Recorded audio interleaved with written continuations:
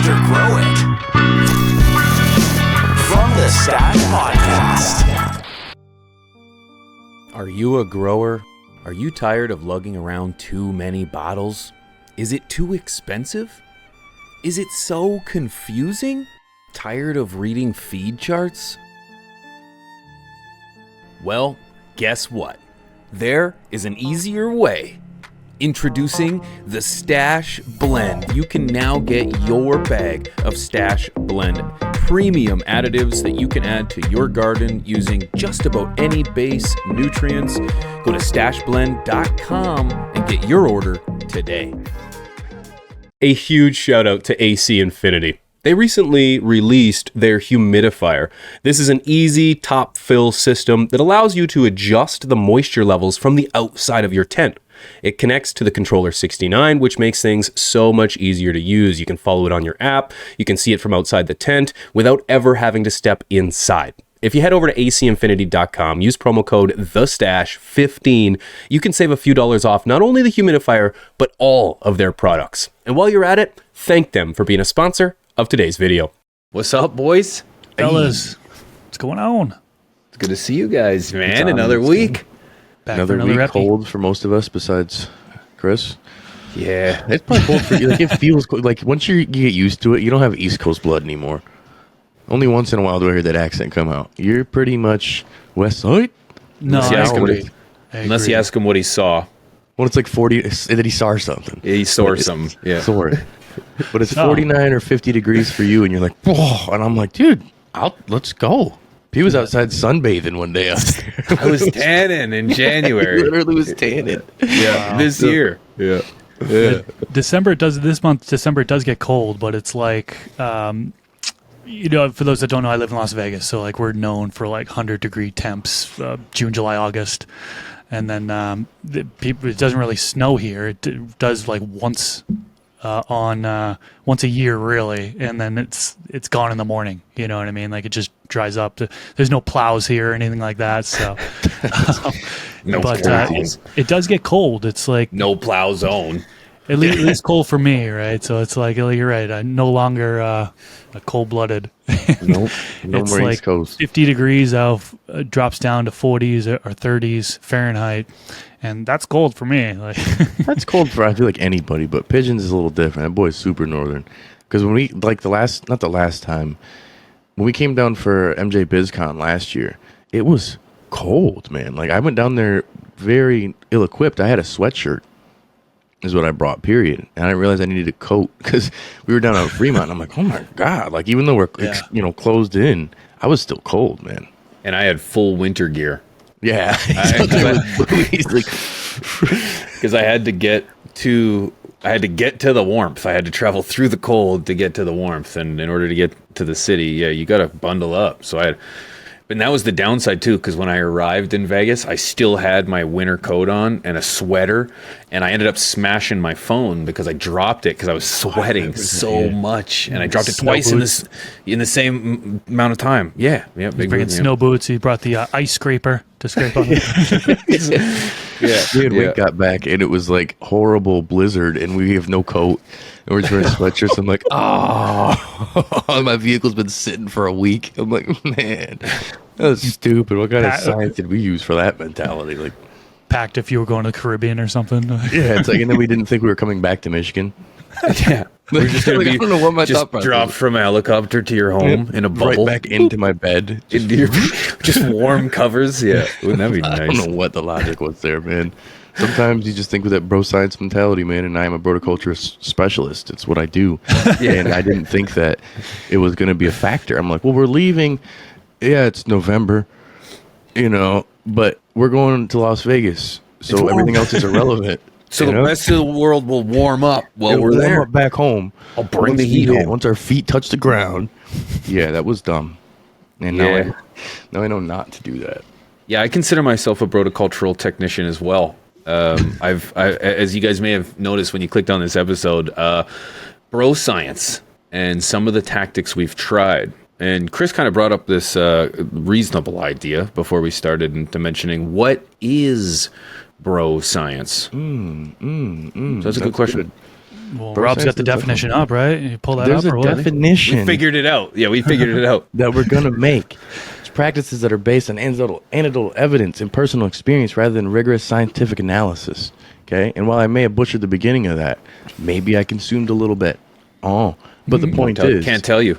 can't tell you. But the point is now, some of these practices actually do work. Some of these things now do have some science to back them. Some always have, but it's like not everybody cares and they just do stuff. You know, when I was younger, I've had family members who told me to just beat your plants up more. The hippies, you just kick our plants around, beat up your plant more, man. It'll be stronger, more vigorous. Well, they didn't know that they were telling me to super crop and do actual training methods that were, you know, precision stress training. They were just telling me to beat it Cue up. the Rocky music. Just dun, dun, dun, dun, dun, dun, dun. Like, I'm confused as to what the logic was there, but it was just a fact of they tried it and applied it and it worked. They didn't need to have some sort of scientific documentation to tell them that it did. They didn't need to have, you know, OG Dr. Bruce Bugbee tell them that here's the reason why. They just did it and saw the effects, like a lot of farmers in the past would do, and they would just do it. And I think that there is a room, not a room, there is room for bro science, but there has to be some sort of calculation into your method where it's not just you throwing stuff at the wall, 30 things, and be like, well, look at the results. It's like, well, you got to at least have a somewhat controlled experiment to see if this works or that works. And that's where trying things out in the past, some of us have done it just because we read that's the way to do it, but some of us have seen this person do X and then Y is the result. Sometimes we try it. You know, I don't know about you guys, but for me, one of my starting points was flushing. And Hold this on, wasn't. hold on. Let's Oh, you got more? Well, I need to talk a little bit about bro science, a little bit more about the definition. 'Cause He's got more. Okay. I feel like it's abused, man. I feel like that word is just so abused. People are just throwing that word around. They don't actually even know what it's all about, right? So, like, you could talk to a friend and be like, "Hey, I cut off CalMag in the beginning of flowering because I found out that that added nitrogen. That's kind of adding it onto my base nutrients." I started to get nitrogen toxicity, so I cut it off in flowering. So somebody goes and says, "Oh, that's bro science. There's no science to back it up." Well, right, but it's something that we've done, and by experience we've tried, and it works. Is that such a bad thing? Like, people like deem everything bro science as being bad, and some people think that within our industry, the cultivation side of things, that there's science for everything, which is just not the case at all. Like, we're in the beginning stages.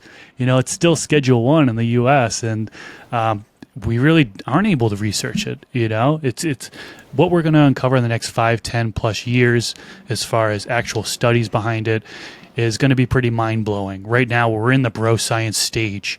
That's all we have for the most part, right? We don't have everything nailed down in studies. So I don't necessarily think bro science is a terrible thing like some people deem it to be. I think there's just a lot of ignorant people that are like, there should be, you should go by the science at all times, and you shouldn't even mention anything that's working for you anecdotally because it's not backed by science. I got to disagree with that. I think that having a casual conversation with your friends about what works for you in your garden is acceptable. And I think that's one of the things that I do within my videos is I really just show what I'm doing in my garden. I used to kind of talk about things that I want to say more like how-to type stuff and say, oh, do it this way. Because you only want to do it this way. There's so many different ways to go about it these days, but like going more documentary style, what I do, what works for me, I think that's perfectly acceptable. And if people want to scream bro science from that, whatever, dude. Like, you're ignorant. Whatever, dude. Whatever, bro. Whatever, You're dude. ignorant. Like, we're not even anywhere near where we need to be when it comes to science behind cultivation. Let's still share best practices and what works for us. And when we do find out the science, let's share that as well. You know what I mean? And if we mess up on things, there's been tons of things where I've done and I've shared and that I've worked on, that have worked for me, and then science came out that refutes it. I've been so transparent and been like, hey, I used to do this, found out that there's been a study on it. This was a result. I'm no longer doing it. You know what I mean? So I feel like we don't need to silence ourselves when it comes to sharing best practices and things that work with us. So just wanted to mention that to begin. I mean, Yeah. I'm glad that you said it because me and P would be shredded apart if either of us said it. Yeah, I'm glad you pretty much summed it up very well. I was going to call the those. episode, so. Yeah, it's a great way to put it because it does get tossed around a lot, and I do believe, as you mentioned, we just haven't had the ability to debunk a lot of this. We now, granted, we have a show or a podcast where we have, or videos where we have kind of tried to debunk some of the bro science in things, but we, as you mentioned, we haven't had the ability to research and more importantly, educate people. And I feel like that's why I got into creating videos in the first place, was because I couldn't decipher from what was legit and what wasn't. What was something that you could apply, something that you couldn't apply, and what was just being rammed down my throat because it was a hot item rather than a good product. And so we still get that today. We have products that are just being pushed just because they've been pushed. I don't want to get into any names, but you see it in the nutrient side of things. And it's like the reality is that there really isn't any difference between any of these other products, but bro science would suggest that one's better than the other. So anyways, that was really good, Chris. I'm glad you mentioned that. Rob, you were going to start with flushing. You may as well throw it out there. Yeah, we'll throw it in the garbage. Well, it's rolling. Flushing, this is one that goes bro science on both ways. It's the bro science of don't have to do it, doesn't matter, doesn't exist, it's fake. And there's the side that you have to do it if you want white ash and want pure clean bud, right? There's two sides of it. Now, one side, there's some studies done back in 2005. Sing B. Schultz and D.G. Rivers, we'll put it below in the description. They have a chemistry of micronutrients in the plant soil system in the Handbook of Soil Sciences. And it does discuss how, in other things, and so especially in like tomatoes and different things, depending on how you're feeding your cultivar or your plants in general, you can have adverse effects in the flavors and change the flavors depending on that. And also they found heavy metal testing for certain things like too much kelp or certain additives that are put into plants. And it does come through in the flower, where normally it would just be in the leaves if it's just a minute amount. But if it's heavy amounts, it goes in there. But flushing is more used for a cleaning out your soil technique. It's more not necessarily you need to do it to finish for harvest. It's being used for a time of, let's say you've got a toxicity or a salt buildup and you're not having adequate runoff if you're doing mineral-based nutrients. That's where a flush would actually be scientifically used. It's not a bro science thing. Or again, that's where like the leaching and flushing argument come into place, where you could potentially stop feeding your plant to save on nutrients and it'll still have enough to feed itself for the last 2 weeks and it's going to be adequate and good. Or you can continue to feed it. It's not going to have an adverse effect where you have to flush it. I think that's where it boils down to looking at the science and your bro science, so to speak, and doing what works for you in your garden and in your particular situation. Because I know someone in a super soil grow is never going to be flushing their plant at any point per se. And they're not going to be having runoff. So the whole conversation is different now. It's not even the same conversation, but there's actual science to back why you would need it or why you wouldn't. And that's where you could lean on that, but you also need to have some subjective experience in doing what works in your area, Yeah, I think to begin with the flushing, it was like, what was the reason why people wanted to flush? Well, they wanted to remove nutrients from the flower because they said it would be a cleaner smoke, more smoother smoke, healthier because you're not consuming heavy metals or whatever if you're flushing it out of your plant. Some people said that it increases the trichome production, whether it be cannabinoids or terpenes, and those are the main things. I know there's people that say, oh well. Actually, no, I'm thinking of Darkness Before Harvest, which I'm sure we'll talk about. But those are kind of the main things that come to mind as regards to why to flush. And there's actually at least one study out there. One that I read in depth was about the RX Green Technologies, came out in 2020. And according to their study, they found no difference between flushing and flushing and not flushing. They did a couple different days, whether it be a 7-day, a 14-day flush, 0-day flush. I forget what other ones they did. But they found no difference really in yield, terpene profile, cannabinoid profile, mineral content within the flower. They found no difference. So they kind of debunked a lot of the things with that study. Now, of course, science needs to be repeatable, right? There needs to be more studies showing that same result. That's just one study. But you can look at that and say, hey, well, there's no difference between feeding your plant all the way to the end versus cutting off nutrients in the past couple weeks. So echoing what Rob just said, hey, if you're cutting off nutrients in the last 2 weeks, you're saving on labor, you're saving on costs of nutrients. So it's a benefit. And I created a video and I claimed those as benefits, and people went crazy about it. It's still heavily debated today. Flushing. I'm glad you brought this one up. I've tried it before. I think we've all tried it before. Some people really like to flush in order to get that fade to happen in the plant. People claim that it helps finish faster. So flushing's one of those bro science things that I've definitely tried. Yeah, I continue to do sometimes. Anecdotally, it's like I have flushed, I have not flushed, I have leached, and I have noticed many differences and many similarities amongst the smoke each and every time. I've also had white ash from a joint almost every time. So just about every time you've had white ash from a joint. So I don't understand. It's not that I don't understand. I understand how there can be so much debate when there's so much information out there. I know when I started making videos, I was under the impression that flushing was essential to the process. It's one of those things that I had to change as well in my thinking when it came to gardening. And then I realized that no, I'm a synthetic grower and I can't apply my methods to everybody else's growing method. And that goes for nutrient type, that goes for medium, that goes for environments.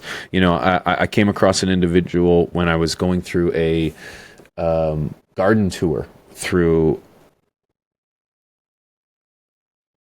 I can't remember, Sweet Earth, Green Earth. I went through a flower garden, and they've claimed that they've pulled out the terpene neuralinol out of their smoke, and which is not indicative of any other smoke of the same gene, of the same genetic, the same flower. And they claim it's because they're using living soil as a medium. And so I haven't seen any kind of white papers to prove that or not. However, if I take their word for face value, it's like you can manipulate terpenes just based on the medium alone. So to digress a little bit, it's very hard to take a cookie cutter solution to all the problems. There's particular areas where you're going to need to flush, particular areas where you don't need to flush, and it's going to and leach and not leach. And I just think, more education is necessary, but I can see why people get, confused. Well, and if you just do a Google search on a lot of things and you get into a forum from 2004 and everybody's like, this guy's the guy. He's the dude. And he's been like, dude, I'm telling you, if you want white ash, bruh, I'm telling you, dude, if you want all this. Honestly, you don't even have to go to it. Like I follow some guys on my X account where they are very. I know. I'm just not saying. I'm not saying Twitter anymore. I'm just saying X. On my X account, where people are saying that, nope, bro, look at this ash, Mike. This is white. This is exactly what all your smoke needs to be. And I'm not saying it doesn't, but they're claiming that it's because it's flushed properly, and I just disagree. You don't know anything. Cured properly. You don't know anything about that. Nothing. You don't know anything. You bought it from a store, right? So it's in most cases. And so I'm just thinking, yeah, a lot of just misguidance and confusion. That's all. And it's like, I can't blame anyone because, like you said, you can just let me pull up my article from 2004 and prove you wrong, bro. We live in the information age, right? Where information is accessible way more than it ever was with the internet, right? But we live in a world of misinformation now, and it's kind of scary if you think about it, like how bad it really is. Like, yeah, people go back to the old forum posts, 10, 20 years ago, and they're still taking that and bringing it to today and using that stuff as deeming it as credible. Or really, it's just somebody kind of talking about their thoughts and opinions and what they may have encountered. But yeah, there's really nothing to back it. And really, some of these things, like one of the things in particular was like people saying silica can't be used in flour. That was brought up to me recently, and I'm like, what are you talking about? He linked me to an old forum post from like 2014, and I'm like, and this guy was just talking about like, yeah, for me, it was like airy buds at the end, so nobody should be using it in flour. But fast forward, here we are in 2023, and Dr. Bruce Bugby is saying this you use it throughout the whole grow, and there's a long list of benefits for silica. So yeah, kind of warping to old information and try to deem it as necessary. So just be cautious if you're looking at old forum posts. Heavily. I really don't deem there's good information on there. Don't get me wrong, right? There's good information on there, but there's a lot of misinformation. There's a lot of bad information on old forums as well, and I avoid them these days. That's for sure. Oh yeah, roll it up. And Chris has a forum. Yeah, I remember that one. There's another one I won't mention. But MrGrowIt.com. MrGrowIt.com. It has a Dude Grows is another really good one. Dude Grows is another good one. The communities well-moderated. That's Yeah. important. Well-moderated with a tight community. Not tight in terms of just like everyone's cliquey. I just mean that are going to sift through the information, that are going to help new bloggers and assist direct you in the right growers. place, not just throw dumb stuff at you. Like sometimes I wonder if it's misinformation campaigns, man. Like these are people who are these commercial grow dudes who are like, let's plant these seeds. We're out in Cali. We're trying to get this going. We need all these home growers to ruin their stuff. Because it's like, how does this information get out here? Like, who's using it? Oklahoma Cup or what? I mean, it's like it's Cowboy Cup. Cowboy Cup. Yeah. Well, it's like the training techniques would be another thing for me. It's like this is what I was saying before. I had people telling me just beat your plants up. They were like, dude, I'm telling you, man, that plant the piece you broke when you're trying to bend it, just tape it up and that'll be your best bud. And most times it was. And I'm like, wow, that's crazy. And it was just all like bro science. There was nothing to it. Like I didn't think anything of it, but there's actual science behind plant training, and this is a portion of like crop steering. There was studies back in 2000 and there was one back in 1982 and another one in 2006 talking about plant physiology and essentially how you're maximizing the exposure to light and you're manipulating the growth. Like people would just do these things because they see like, well, look how much hardier my plant gets. But now there's actual science behind doing things like snapping your branches more and bending them for low stress training and super cropping in general. I think that's where farmers have done this as a whole for manipulating their crops, but there just never was a science to back it. Now it's really like, hey, if you want to get the most out of your plant, and it's not just your yield, it could be, again, your trichome production. It could be your overall cannabinoids, the quality, based on strategic stress manipulation, so to speak. P, you do super cropping every branch, if I remember correctly. That's one thing that you like to do. And correct me if I'm wrong, but I don't think there's any studies in regards to it. It's currently bro science, right? Until a study comes out. But who the hell is going to study that? Breaking each super cropping every single individual branch and then doing testing on the branches that were super crop versus non-super crop. Like it's just probably not going to happen. The growers, man. Soon, the right? growers will. So it'll be anecdotal. What are your thoughts on that, P? You think about it. That? Oh, of course, absolutely. Think about it too. It's like there was probably never any science on how to grow the biggest pumpkin. But did you know now that there is it's like a sport on trying to grow the largest pumpkin? And I bet you now, knowing no idea, but there is probably science to back up how to grow the biggest pumpkin. But for the longest time there wasn't. So but the people and the growers knew, well, you need to feed it, you need to take off all the other pumpkins off the line too, and you got to rotate it and keep it exposed to the sun and so on and so forth. At a certain point, it is science. It's just not being done by a scientist per se. And a lab created or an educated scientist. We're all scientists. Everyone is a scientist, and any scientist will tell you that, and they'll definitely tell children that.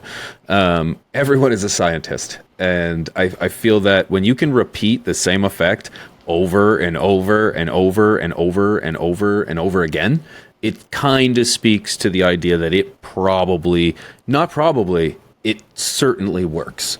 And That's the scientific process. That's what I'm saying. Make So it- you don't make an need an observation, form a hypothesis, make a prediction, take the action. It has to be repeatable. right, and it doesn't need to be done by an educated scientist, somebody who has a doctorate in whatever. That's what I'm trying to say. Anybody can do the scientific method. Yep. So That's where when your it comes to credibility super comes in, though. cropping, That's why Dr. Bruce Bugby says a lot of things that have been on the internet for years, but because anyone says it, immediately credibility jumps up, and that's the thing that we need more of is people doing these tests for us. But behind Dr. Bruce Bugby is also a host of resources in terms of laboratory equipment, people, software, computers, all that stuff that us as individuals can't do. So it's much easier for him with the credentials and the resources to have that credibility.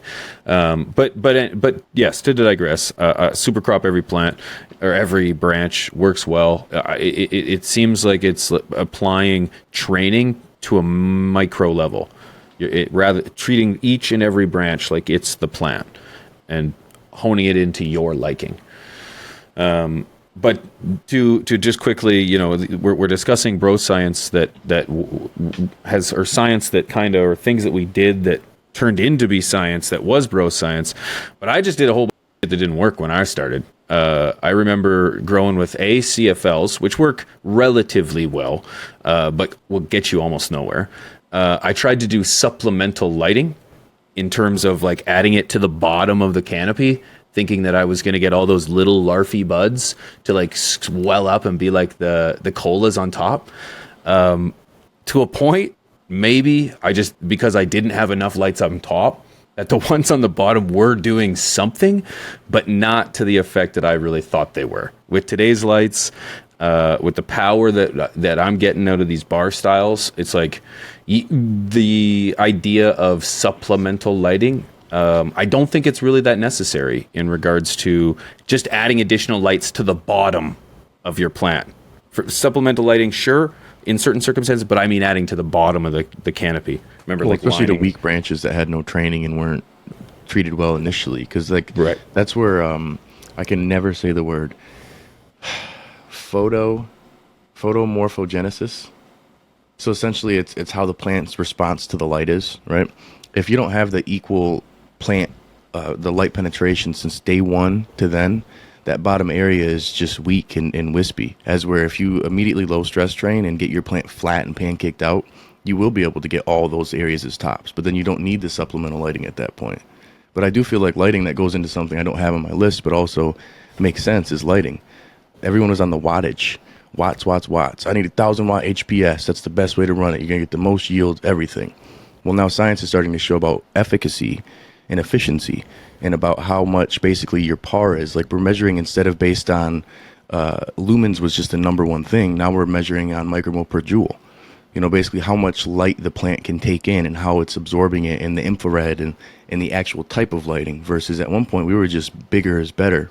I need 1,000 watt. I had a parabolic hood that was massive. It was like an octagon.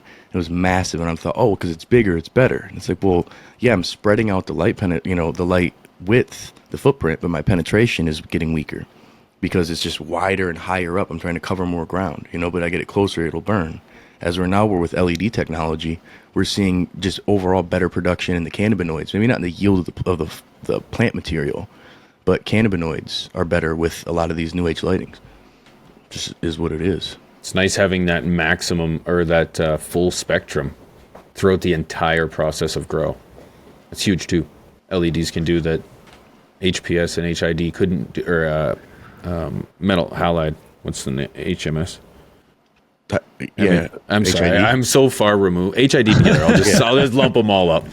But I think that's you what weren't people getting are that. seeing, though, that there's science behind it, but it's tough to transition because not all LEDs are the same. And then how your cultivar grows, like I've gotten stuff before. Prime example is from commercial grow, bringing it back to my home grow, taking it from heavy HID to my LED, and it seemed like it just was wispy and wonky. Like it took a couple grows before it acclimated to that type of lighting.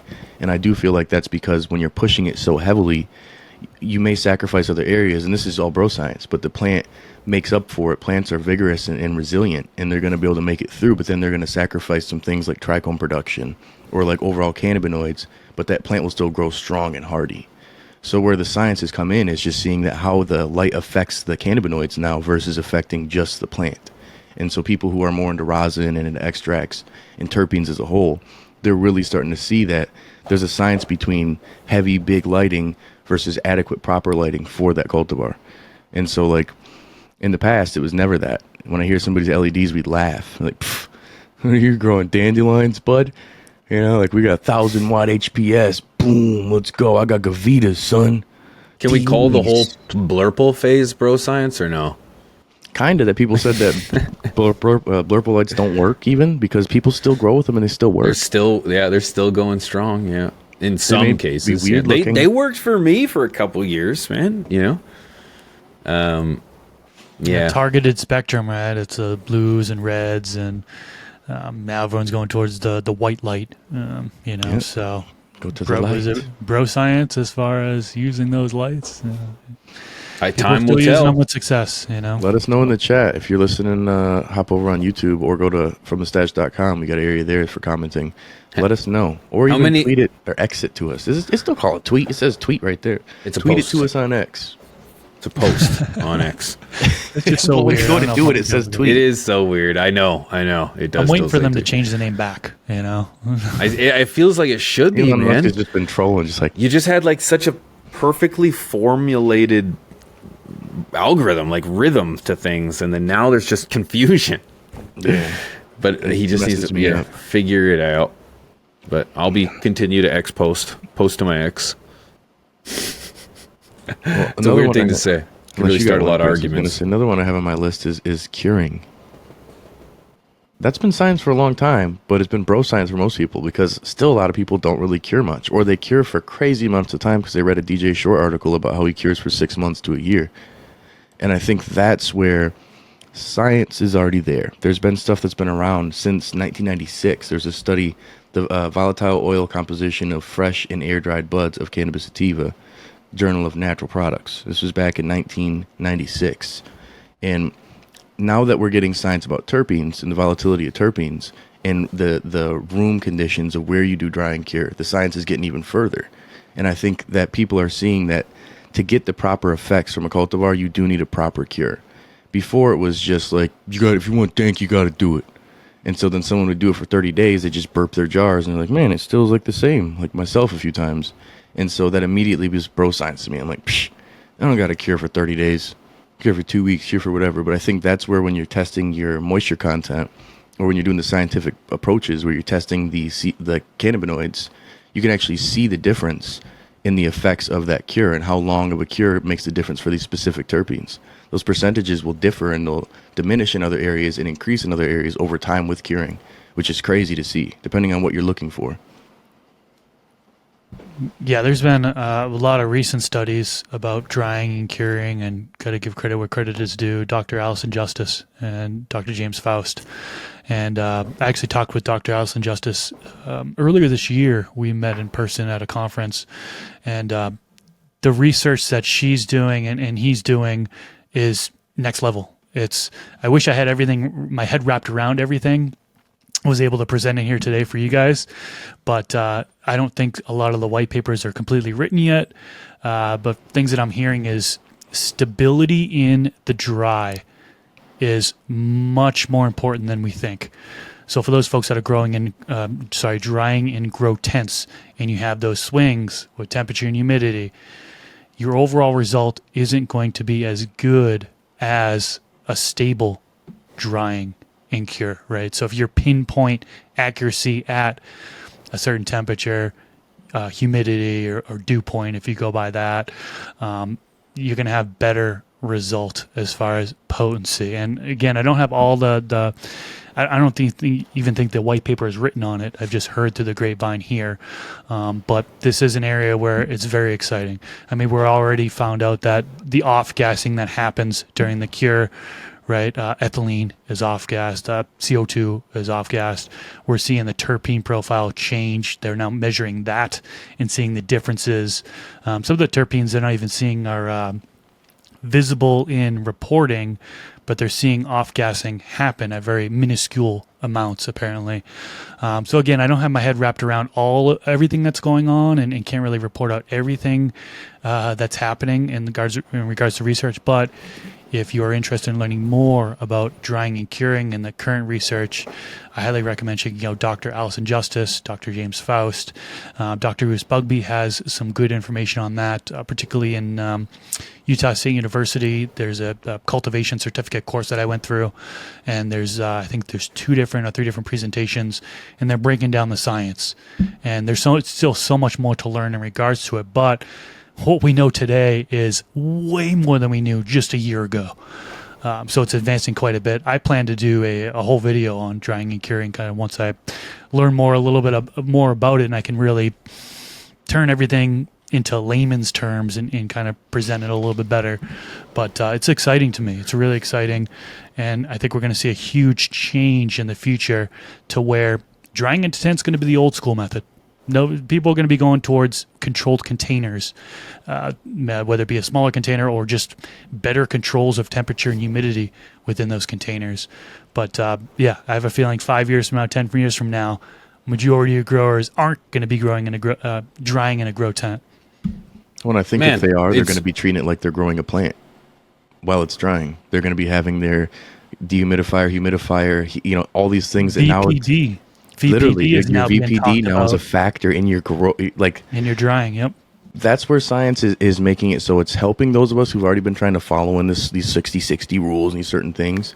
But then now it gives reason to spread this information to people, because it's like, hey, it's not just us saying this, is we're taking our bro science and flipping it into grow science. And if the bro science works for you, then continue to do it. But now we've got grow science for these particular subjects. VPD was never even a thing. It was just, you want to be at this temperature and this humidity. And that was just what people said. And you look on a forum, what humidity should it be? What's the RH here? What's the, nobody ever said VPD. But now that we're getting in a further point of vapor pressure deficits, a conversation, it's beyond the garden. Now it's in the full, until you're smoking it. Literally, VPD is a conversation from the beginning of the sprout and to the point it's in your mouth. You know what I'm saying? It just is what it is. It's crazy. Yeah, and don't be surprised if a year from now there's science to go against the 60-60, because it's being worked on right now. I don't know if the white paper's out yet, but there's findings now that I'm being told that 60-60 is not the best way, and then in direct relation to potency. So we'll see. I'm excited to see what it's forever changing. One of the big bro science things of that entire method was waiting until the stem snaps. Yeah. That was one of the very first things I realized that was incorrect, because it was way past the point of return. I felt like it needed to, it definitely needed to bend and to have a little crack to it, but it shouldn't snap. And I feel like that was something that was really misrepresented, at least when I had started, because I lost, pour some out for all those lost terpenes. Oh, trichomes, man. Gone, man. In the air. Just, in that snapping movement, just a puff. Is it done? Into the world. Is it done? Oh, it's done. Hash. It's done. It's well done. It's congratulations. Yeah. It's bro science. That's where I think it boils down to people blindly following things, and that's where science can sometimes be misleading in certain areas, because if there's not, right now we're in a day and age as if it's not debunked, it's bro science. If somebody hasn't put out, if there's not like Chris said in the beginning, if there's Dr. Bruce Bugby's put out videos before that are more saying there's no evidence to back this claim. Not saying it doesn't exist, not saying it's not really, saying there's not been a study that's been conducted that makes it so we have actual tangible evidence to back this claim. And that's a big difference between this doesn't work and this is science that debunks the claim. And I think people have to also look into that in a subjective light too, because science evolves. Like Chris said, it evolves constantly. And people who blindly follow things because they see a picture or they hear one person do it, you got to try it for yourself. You got to be the home scientist, Man, this is another episode that could be a part 2. We've got. I wanted to talk about Darkness Before Harvest, but we're here towards the end. We might want to save this for the next one because I'm sure we could talk about that for 10 minutes or so. Let's talk about that maybe next time we're in person. That could be a good one. It's a good idea. I've got it. I got a list. I got more here too. Yeah. So I think it'd be great. Yeah. Of course, I'd love to hear from everyone in the chat. What are some methods of bro science that you've tried that have worked or haven't worked? That is, I think, a very critical point that is important to make, is that we're going to learn whether we succeed or fail. And when we don't have science to back up at the masses, the techniques and, the processes that we're trying to follow, we're going to do things like Darkness Before Harvest, or flush, or ice on top of light flush, underneath, there's so many things that can go into the rights and wrongs of it, but you got to do it in order to find your path and take in the full experience. So I really think it's important to note that bro science comes with the good and the bad, and we want to hear from you. So leave a comment below and let us know. Absolutely. And also, when you're over there commenting, if you haven't already liked the video, please do. If you're on YouTube, if you're over on any other platform, audio platform, if you enjoy these episodes, leave us a review. It helps people check it out. For some reason, they'd rather see somebody say if it's a good episode or not. So do us a favor and do that. And also, if you got StashBlend, StashBlend.com, we're also looking for reviews there. Honest reviews and honest feedback, of course. Check it out, StashBlend.com, or on Amazon as well if you're in the States here. And definitely want to give a thanks to the Patreon supporters. So we're going to scroll their names on the screen right now, particularly the folks that are in the premium membership.